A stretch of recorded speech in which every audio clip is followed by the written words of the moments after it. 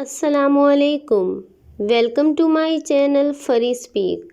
دوستو، آج کی یہ میری کہانی کسی کی زندگی پہ گزری ہوئی ایک سچی اور سبق آموز کہانی ہے۔ کہانی سننے سے پہلے میری گزارش ہے کہ آپ میرے چینل کو سبسکرائب کر دیجئے اور ساتھ میں دیے گئے بیل آئیکن کو پریس کر کے آل نوٹیفیکیشن بٹن کو سلیکٹ کر دیں۔ میرا نام ثانیہ ہے۔ میرے والد نے اس وقت میری ماں کو طلاق دے دی جب ہمارے گھر میں 7ویں بہن پیدا ہوئی۔ ہم 7 بہنیں اور 2 بھائی تھے، بڑا بھائی فیاض اور چھوٹا بھائی الطاف۔ جب میرے باپ نے ہمیں طلاق دے کر گھر سے نکالا تب میں 13 سال کی تھی۔ گھر سے نکلنے کے بعد ہمارے پاس رہنے کی جگہ نہ تھی، نہ ہی کھانے کو کچھ تھا، نہ پہننے کو کوئی کپڑا تھا۔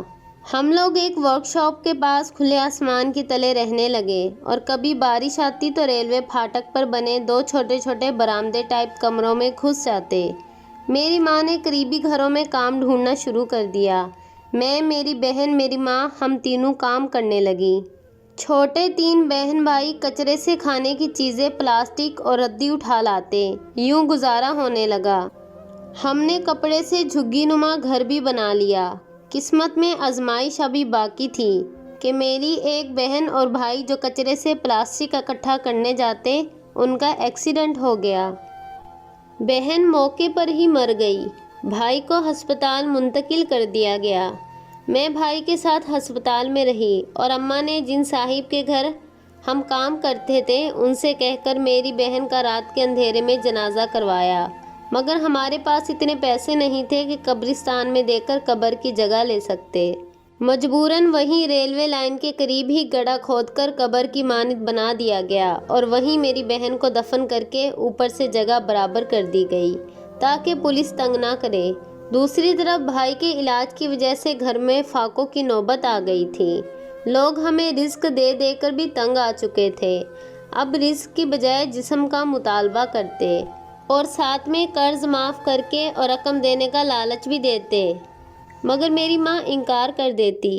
جیسے تیسے بھائی کا علاج پورا ہوا، مگر جن گھروں میں کام ملا ہوا تھا ان میں سے اکثریت نے جسم تک رسائی نہ دینے کی وجہ سے گھر سے نکال دیا۔ ماں اب میرے چھوٹے بہن بھائیوں کو یہ سوچ کر بھی باہر نہیں نکلنے دیتی کہ کہیں میں اپنی کوئی اور اولاد کو نہ کھو دوں۔ گھر میں فاقوں کی نوبت یہاں تک آ پہنچی کہ ماں کی چھاتی میں میری چھوٹی بہن جس کی عمر 9 ماہ تھی، اس کو پلانے کے لیے دودھ بھی نہ رہا تھا۔ ماں آخر ماں ہوتی ہے، پتہ نہیں کیسے اپنی اولاد کی یہ حالت برداشت کر گئی۔ آخر تنگ آ کر ایک دن میں نے ماں سے بغاوت کرتے ہوئے کہا کہ اگر آپ کو بھوک سے بلکتے بچوں سے زیادہ اپنے جسم پیارا ہے تو ٹھیک ہے، آپ نہ بیچیں۔ میں بہن بھائیوں کو ایسے بھوک سے مرتا نہیں دیکھ سکتی۔ میں اپنا جسم بیچ کر روٹی لاؤں گی۔ اس دن میری ماں روٹی کی خاطر جسم بیچنے نکلی اور آج تک واپس نہیں آئی۔ وہ مر گئی ہے یا زندہ ہے یہ اللہ بہتر جانتا ہے، مگر بھوک سے بلکتے بہن بھائیوں کی خاطر میں جسم فروشی کا کام کرنے لگی۔ پہلی بار جب میرا کنوارا پن خریدا گیا تو خریدار نے ایک رات کا 1.5 لاکھ روپیہ دیا، جس میں سے آدھا دلال نے رکھ لیا اور آدھا مجھے مل گیا۔ دلال تک کیسے پہنچی یہ ایک الگ داستان ہے جو میں سنانا نہیں چاہتی۔ میں نے پہلی بار اپنے چھوٹے بہن بھائیوں کے لیے گوشت خریدا اور بہترین کھانا کھلایا۔ سب سے چھوٹی بہن کو بیٹی کی مانی سمجھا اور اس کا خیال رکھا۔ خیر اب میرا جسم بکنے لگا اور بہن بھائیوں کی پیٹ کی آگ بجھانے لگی۔ ہم اس کپڑے کی جھگی کو چھوڑ کر ایک کرائے کے مکان میں رہنے لگے۔ سب کو بتایا کہ میں ایک ایئر ہوسٹس کے گھر میں کام کرتی ہوں۔ بھائیوں کو تعلیم دلوانے کی حیثیت نہیں تھی، لہٰذا ایک کو گاڑیوں اور ایک کو موٹر سائیکلوں کا کاریگر بنایا اور ان کو مار سے بچانے اور ان سے ہونے والے نقصان کی قیمت اپنے جسم سے ادا کی۔ سب سے چھوٹی 2 بہنوں کو اسکول داخل کروا دیا، باقی 3 میں سے 2 بڑی بہنوں کو شیف کا کورس کروایا اور چھوٹی کو سلائی سینٹر بھیجنا شروع کر دیا۔ وقت گزرتا رہا کیونکہ وقت کا کام ہی گزرنا ہے۔ وقت تو مشکل یا آسانی یا حسن و جوانی کبھی بھی نہیں دیکھتا، بس گزر جاتا ہے اور نہ ہی پلٹ کے واپس آتا ہے۔ میرے بھائی جو گاڑیوں کا کام کر رہا تھا، اس کے استاد نے مجھے اپنے دوستوں کو خوش کرنے کا کہا، جو 3 بار میں نے کیا بھی، کیونکہ میں نہیں چاہتی تھی کہ میرا بھائی بنا کسی فن کے رہ جائے، کیونکہ وہ میری طرح جسم فروشی کر کے بھی گزارا نہ کر سکتا تھا۔ مگر چوتھی بار یہ کہتے ہوئے مناسب لفظوں میں انکار کر دیا کہ تمہارے دوست شراب پی کر میرے ساتھ درندوں جیسا سلوک کرتے ہیں، اور میں تمہاری جنسی خواہش بھی اپنی لالچ کے لیے پوری کرتی ہوں۔ تم اچھی طرح جانتے ہو، ورنہ تم میرا جسم کسی قیمت نہیں خرید سکتے۔ میری یہ بات گاڑیوں کے اس مکینک کو بہت بری لگی، اور اس نے نہ صرف میرے بھائی کو کام سے نکلوا دیا، بلکہ اس بات کا ایک بہت بھیانک بدلہ لیا۔ میں نے بھائی کو ایک اور مکینک کے پاس بھیج دیا۔ میری بہنیں شیف کا کورس کر چکی تو انہیں بہترین ہوٹلوں میں کک کی جاب دلا دی۔ دوسری نے بھی سلائی سیکھ لی۔ چھوٹی بہنیں ابھی پڑھ رہی تھیں۔ موٹر سائیکل کا مکینک بن جانے کے بعد بھائی کو ایک دکان میں برابر کا حصہ دار بنایا۔ اب بہنوں کی شادی کا سوچ رہی تھی کہ گاڑیوں کا وہ مکینک جس کے دوستوں کو جسم تک رسائی دینے سے انکار کر دیا تھا، اس نے انہی دوستوں کے ساتھ مل کر میرے منہ پر تیزاب پھینک دیا۔ میری وہ شکل جس کی منہ مانگی قیمت وصول کرتی تھی، اس پر کوئی اب تھوکنا بھی گوارا نہ کرتا تھا۔ یہاں تک کہ میرے وہ بہن بھائی جن کی خاطر میں نے جسم فروشی کر کے پتہ نہیں کتنے گناہ کمائے، وہ بھی نہ صرف مجھ سے نفرت کرنے لگے بلکہ مجھے گھر سے بھی نکال دیا۔ میں کچھ عرصے بھیک بھی مانگتی رہی، مگر لوگوں کے بچے مجھے دیکھ کے ڈر جاتے تھے۔ اس وجہ سے لوگ مجھے دھتکارنے لگے اور بھیک نہ دیتے، تو مجبوراً میں لاوارث لوگوں کے ایک ادارے میں رہنے لگی۔ مجھے یہاں رہتے ہوئے عرصہ گزر گیا ہے۔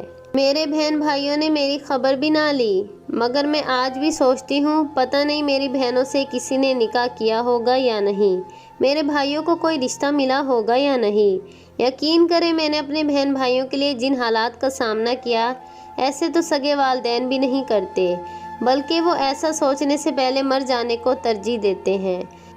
مگر پھر بھی میری بہن بھائیوں نے مجھے عزت محبت دینے کے بجائے نفرت دی۔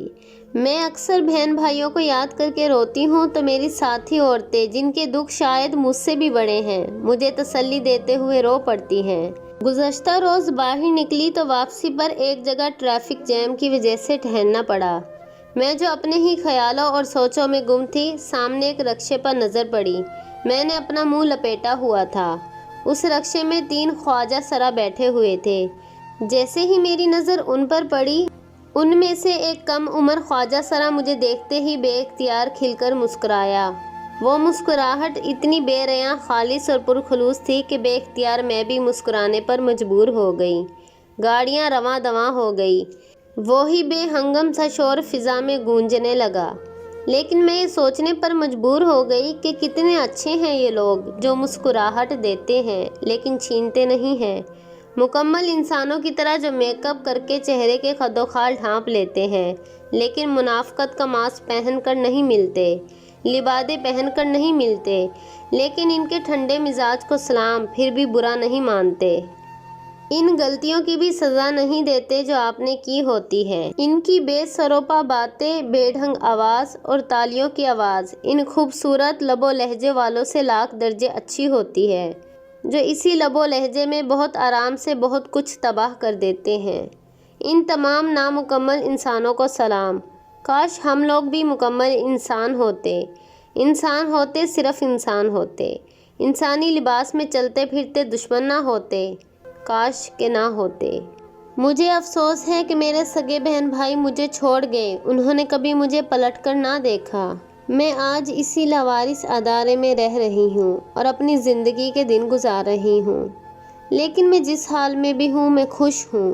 مجھے افسوس ہے تو اپنی خونی رشتوں کی بے وفائی پر، جنہوں نے پلٹ کر میری طرف کبھی دیکھا بھی نہیں، جن لوگوں کے لیے میں نے اپنی زندگی تک داؤ پر لگا دی۔